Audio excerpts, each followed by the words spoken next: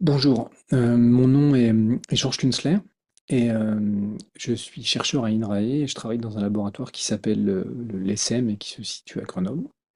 Et donc aujourd'hui, je vais vous présenter des travaux qu'on a fait dans l'équipe et qui cherchent à construire des modèles démographiques informés par les inventaires forestiers nationaux pour modéliser la réponse des forêts au changement climatique. Et en particulier, je vais vous présenter un modèle qui s'appelle Matrix. Donc pour commencer, je voudrais partir d'un constat. La majorité des outils qui sont disponibles à l'heure actuelle aux gestionnaires pour anticiper l'impact du changement climatique sont des outils qui sont en moyenne tous basés sur le même type de philosophie. C'est des outils qui sont basés sur la représentation de la distribution des espèces, donc des Species Distribution Models, SDM. euh, et ces modèles eh ben, en fait, donne des informations sur comment le changement climatique peut faire évoluer euh, la propriété de présence des espèces. Donc là, j'ai représenté des cartes issues d'un modèle qui s'appelle Climescence. Et donc, en rouge, ce sont les zones où le sapin a une propriété de présence très faible, sur la carte du haut à l'actuelle, et sur la carte du bas à l'horizon 2070, sur la base d'un scénario RCP 8.5. Et donc, ces modèles prédisent des zones où la probabilité de présence, on voit bien en rouge là, va diminuer fortement avec le changement climatique. Alors, il y a beaucoup de structures différentes de ces modèles de distribution, hein, mais ils ont quand même en commun souvent le même type d'approche sur les modèles corrélatifs. Ils sont euh, calibrés en partant de données de présence des espèces ou présence et absence des espèces qui sont mises en relation avec des variables environnementales. Et, Et à partir de ces deux types de données, on construit des modèles qui permettent de prédire la probabilité de présence de l'espèce. Et si on introduit des variables environnementales climatiques qui correspondent aux prédictions de climat futur, ça peut nous permettre d'estimer comment cette probabilité de présence va changer. Donc il y a énormément de débats et je suis sûr qu'on aura des discussions aujourd'hui dans le webinaire sur ce point, sur les difficultés, est-ce qu'il y a des problèmes ou pas sur ces modèles, sur leur capacité de prédire la présence ou non.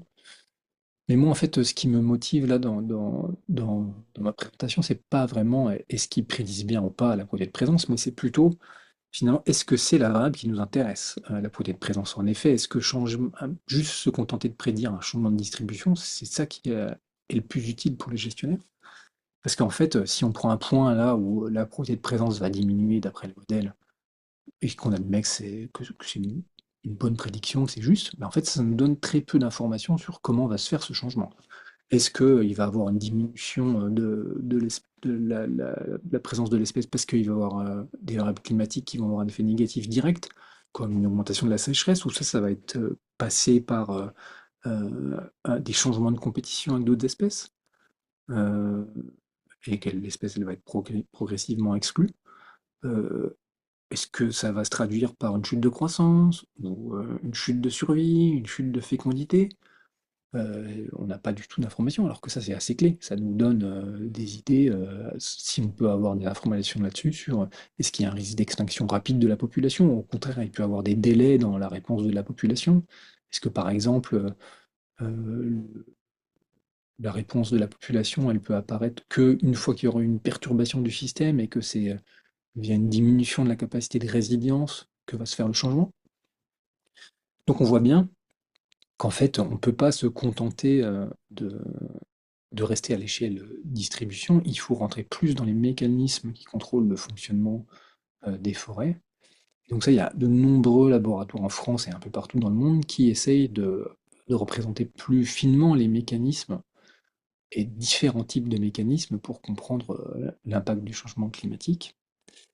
Et moi aujourd'hui, je voudrais vous présenter des travaux où nous, on se focalise sur les mécanismes qui contrôlent la dynamique des populations. Donc comment est-ce que la combinaison des taux vitaux, croissance, survie, euh, recrutement, tout au long du cycle de vie des espèces, contrôle la dynamique des populations et des communautés, et comment ça varie au sein de la distribution des espèces.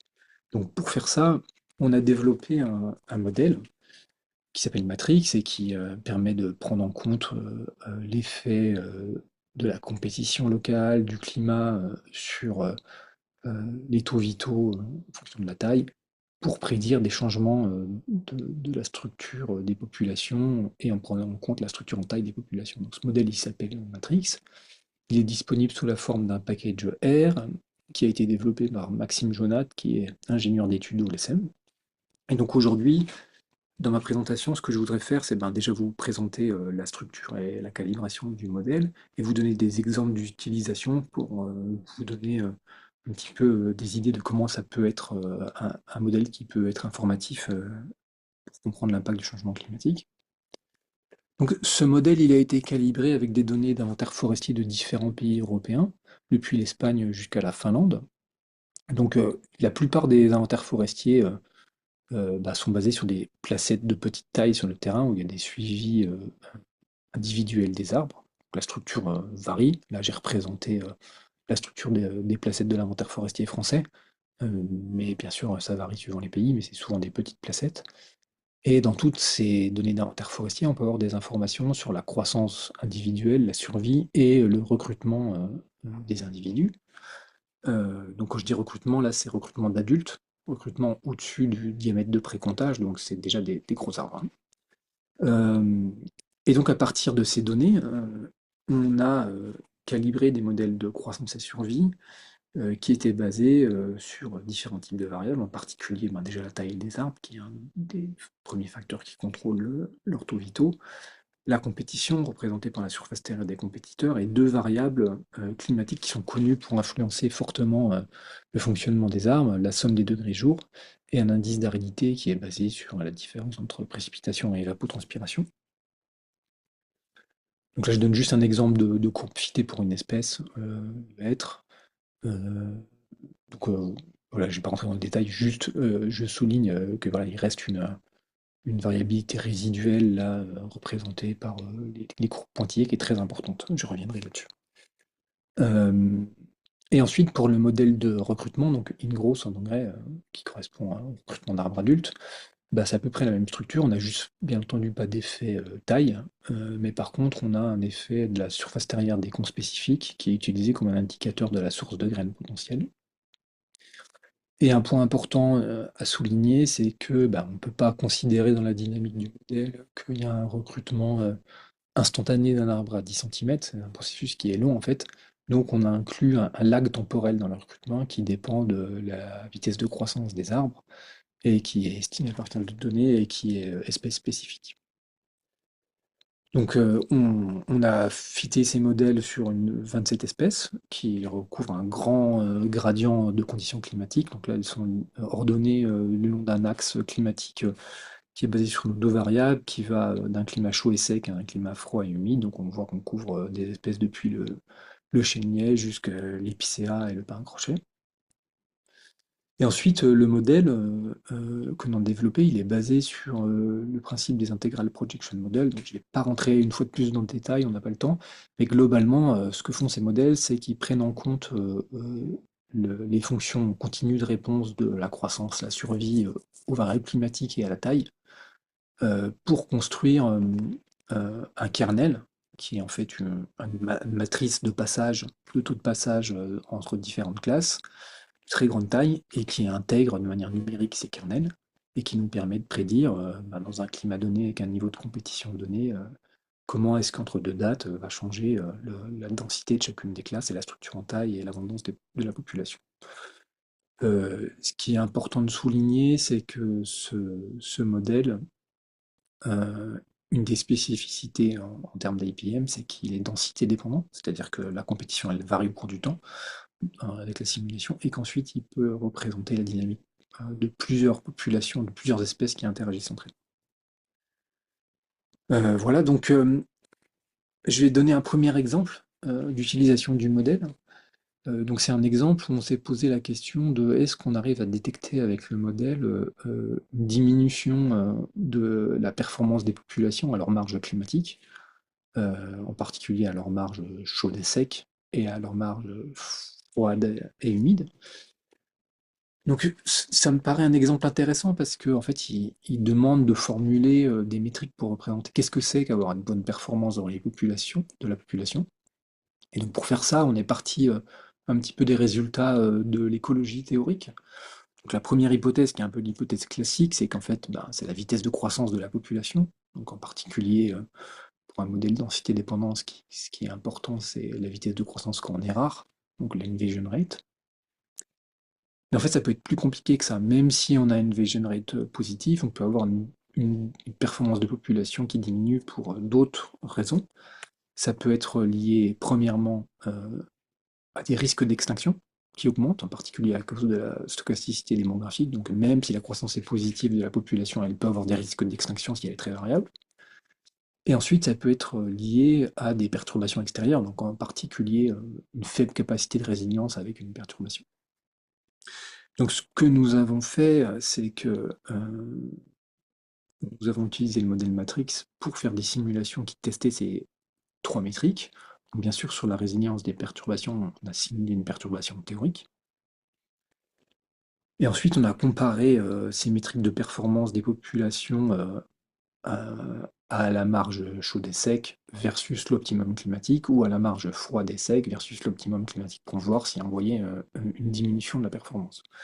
Je ne vais pas avoir le temps de rentrer dans le détail des résultats, mais en résumé, ce qu'on peut dire, et qui est quand même assez intéressant, c'est que ben, on a trouvé que c'était pas le même type de métrique de performance de population qui variait, qui était contrainte suivant les marges. Donc, à la marge chaude, c'était plutôt la vitesse de croissance et les risques d'extinction qui étaient limités. Alors qu'à la marge froide, c'était plutôt une plus faible résilience aux perturbations qui semblait être reliée à la marge. Et donc ça, c'est assez intéressant parce que ben, ça nous montre que en fait, on ne peut pas juste prendre en compte le changement climatique comme un effet qui va passer par une distribution qui sera le même suivant les types de marge sur toutes les métriques, et que, et que suivant la marge où on est, ça ne va pas être les mêmes processus qui peuvent impacter les populations. Euh, voilà, alors suite à ces premiers travaux avec le modèle, on a décidé, vu l'importance des perturbations, d'essayer d'aller un peu plus loin que juste ces perturbations théoriques, euh, parce que bien sûr, en fait, le régime de perturbation réelle en Europe, il est beaucoup plus complexe que ça. Ça, c'est un graphique qui représente les différentes perturbations et leur évolution dans le temps. Donc on voit bien qu'il y a plusieurs perturbations, avec le vent qui est un des facteurs principaux, mais d'autres perturbations comme le feu et les insectes, qui sont aussi importants et qui, elles, augmentent fortement dans le temps. Et donc c'est important de représenter ces différentes perturbations parce que les espèces, elles peuvent avoir des capacités de réponse à ces perturbations différentes. Donc pour faire ça, dans le postdoc de Julien Barrère, ce qu'on a fait, c'est qu'on s'est focalisé sur des données d'inventaire forestier. On pouvait avoir une information sur l'occurrence d'une perturbation et le type de perturbation qui avait eu lieu sur une placette. Et on a utilisé ces placettes qui étaient perturbées pour fitter un modèle de survie suite à une perturbation qui dépend de la taille et de la structure en taille du peuplement aussi. Et ça nous a permis de évaluer la hiérarchie de tolérance des différentes espèces à ces perturbations. Et ensuite, ce qu'a fait Julien, c'est qu'il a testé est-ce que les traits fonctionnels des espèces permettaient de prédire cette hiérarchie dans la tolérance aux perturbations. Et ce qu'il a trouvé, donc là, une fois de plus, je ne vais pas rentrer dans le détail des résultats, mais c'est que en fait, il y avait un axe pour chacune des perturbations de traits qui semblait représenter un trade-off entre des traits qui faisaient qu'on était très tolérant à la perturbation, mais que par contre, on avait des traits assez conservatifs et donc on avait des vitesses de croissance faibles. Euh, et inversement, les espèces qui étaient peu tolérantes aux perturbations avaient, elles, des traits qui semblaient plus indiquer des vitesses de croissance fortes. Donc un compromis entre tolérance à la perturbation et les vitesses de croissance qui semblaient se dégager. Donc ensuite, bah, ce qu'on a fait, c'est qu'on a inclus ça dans le modèle. Donc là, pareil, j'ai pas le temps de vous présenter ça, mais je vous invite à aller voir la publication de Julien Barrère dans Functional Ecology, où il a utilisé ces modèles de perturbation dans Matrix euh, pour évaluer l'effet de la diversité fonctionnelle sur la résilience aux perturbations le long du gradient climatique. Et voilà. Et pour terminer, je voudrais vous donner un dernier exemple qui est un exemple qui cherche à analyser comment Matrix peut nous permettre d'évaluer c'est quoi la réponse transiente des écosystèmes, des peuplements forestiers au changement climatique, et en particulier quel est l'effet de la structure initiale sur cette réponse. Donc ça, c'est encore un travail qui est issu du postdoc de Julien Barrère. Et, euh, et dans ce travail, en fait, ce qu'il a fait, c'est qu'il a sélectionné des placettes d'inventaire forestier le long d'un gradient climatique depuis la Méditerranée au boréal, avec des structures initiales qui correspondaient plutôt à des placettes qui étaient caractéristiques de début de succession ou de fin de succession. Et il a ensuite représenté leur trajectoire avec un scénario de changement climatique euh, pour ensuite voir comment la diversité fonctionnelle de ces placettes allait évoluer.